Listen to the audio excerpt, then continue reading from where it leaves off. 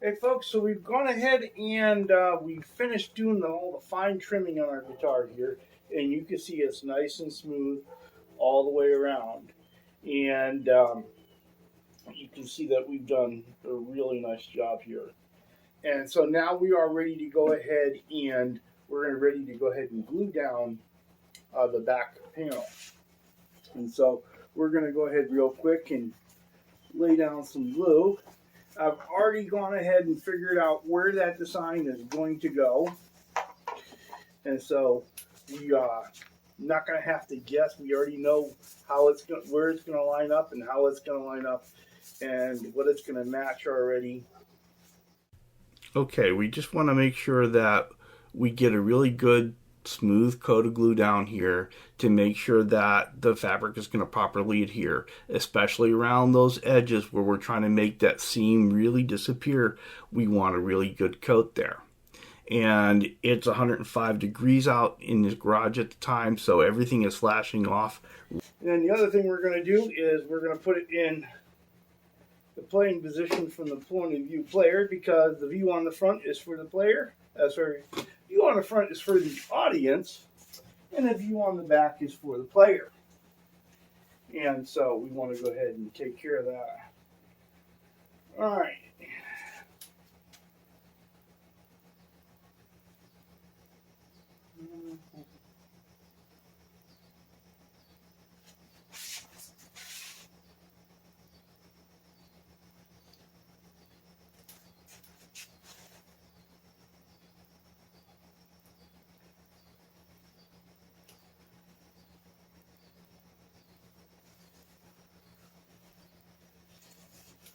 Alright, so we laid it down pretty much where I wanted it. There's a couple things that maybe an inch or so off of what I was looking at initially when I figured out what I was going to do. However, I like where it ended up. So it's basically where I wanted it. It's a little higher over here, but I love it because we get more of this excellent scenery down here on the bottom. And so the thing I have to remember to do here is make sure we wipe around these edges really good. Make sure we don't have any wrinkles here. Make sure we got good contact. With these darker fabrics, you do really have to be careful laying them down, because you get things that where you might have a wrinkle and you don't see it just because it is so dark. And then you end up having to pull up the whole thing, and you get a rip in the fabric, and so you have to start all over again. So, yeah.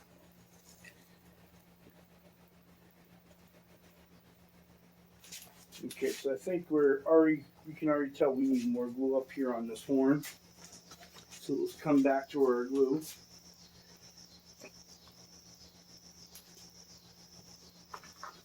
Get that on here.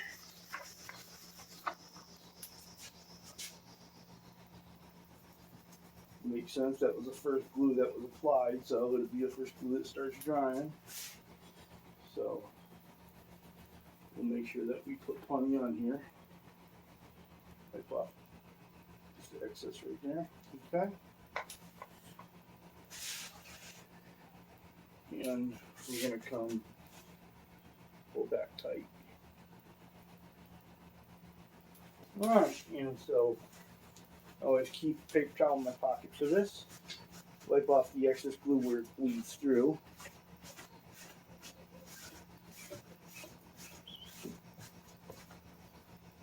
And that's laying down a lot better. Of course, yep, top of this horn is pretty dry too, so let's go ahead and take care of that. Kind of expected that. I mean, if one horn's dry, then the other one's going to be. And so we'll put our glue on here, and we'll give it that good adhesion that we know we need.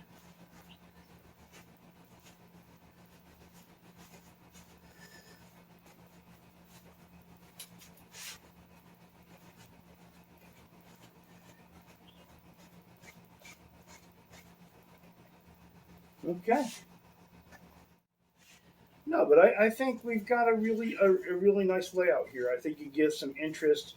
The thing that I really like is on the front side of the guitar that we have the skulls on the top, and so on the back we've got the skulls on the bottom, uh, and I think it gives it a little bit more interest, and it gives the fabric a little bit of a different feel, and we still have enough of the characters in there, so it doesn't feel like exactly the same print as the front, and we're highlighting different characters on the back than we are in the front. So I think this is going to be one sick looking guitar. And hey folks, we've got our fabric on here, and it is glued and adhered. Everything is good to go, and so now we're ready to put our sanding sealer on and get it all firmed up so we can trim these edges before we start to get it ready for final clear. And so we've already mixed up our seam sealer here, and this is really just simple. Alright, so we just want to spread a really good coat of sanding sealer here. We want to stiffen up the fabric so that we're going to be able to trim those edges nice and clean without any stragglers and get a nice sharp edge in order to hide that seam. And so just make sure we get a good coat, let it dry off, and we're going to take our time in trimming it out. I think we're getting to a point where I'm happy with it. And what I'm really doing now is I'm just picking up the excess. And I'm putting no weight on the roller at all. If I put weight on the roller, more seam sealer comes out of it. And so we're going to go ahead, we're going to let that dry. And then once go ahead and we'll let that dry. Then we'll trim it up. All right, folks, so we've got our fabric on the back here, and you can see it came out beautifully. I've made a couple of relief cuts so that it'll make our trimming go easier. And so basically what we're going to do was we're going to do what I've already kind of started doing here, and we're just going to go ahead and follow the body line and trim it really slowly. And the slower I go, the better cut I'm going to get. If I start going too fast, then you rush it and you get an uneven cut, and then you're trying to straighten it out later on. And so we're not going to do that. We're going to take our time here. And so maybe you might need to get a snack. I don't know. And again, we're here, we're going to go ahead, we're going to take our time, we're going to follow that body line, get a nice sharp edge with as little cleanup as possible. And so we really want to go ahead and just concentrate on that, go a little bit at a time. I know that often it looks like my blade isn't sharp. It really is. I'm just taking my time to make sure I can get the most precise cut that I can.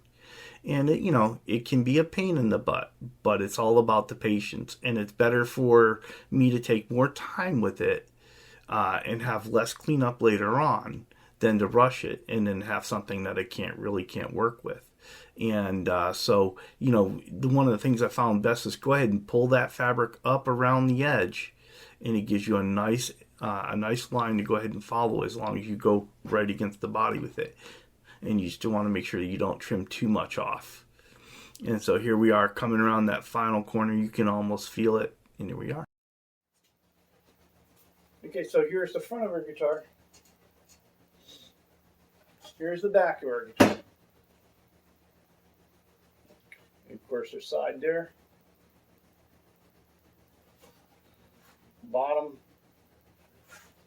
Other side. Top. Okay, and mind here is that we have sanding sealer on this that has not been sanded yet, so that's why we have kind of a rough look on it. Once we put another coat of sanding sealer on it, now that everything is all cut in 2 dimensions, it's going to help these fabrics marry together in the places where they need to.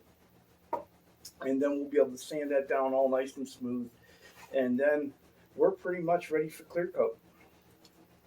So as always, enjoy your guitar journey, and thank you for being part of mine. All right, so that's good stuff. Major edit. Major edit. This really sucks because I'm dying out here.